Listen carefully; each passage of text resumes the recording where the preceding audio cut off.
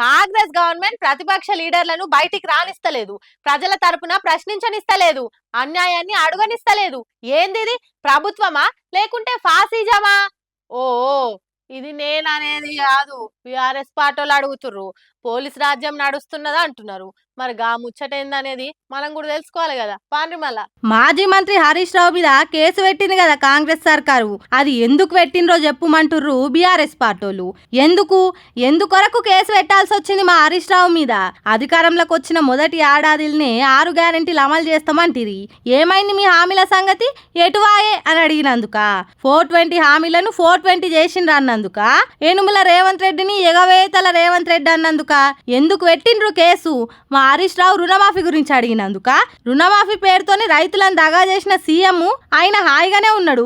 మా హరీష్ రావు మీద కేసు పెట్టుడు ఎక్కడిది అని అంటున్నారు. ఎస్ఎల్బీసీలు ఉన్న 8 మందిని కాపాడాలని అక్కడికి పోయినందుక?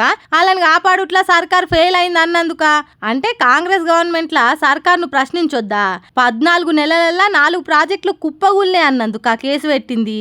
బాచుపల్లి పోలీస్ స్టేషన్లో కేసు పెట్టిండ్రు కదా, ఇంకెన్ని స్టేషన్లలోనైనా పెట్టుకోండి, కానీ ప్రజల తరపున ప్రశ్నించుడు ఆపం.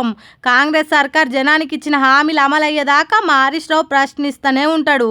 తెలంగాణ ఉద్యమంలో ఎన్నో కేసులు పెడితేనే భయపడకుండా కొట్లాడిండు మా లీడరు.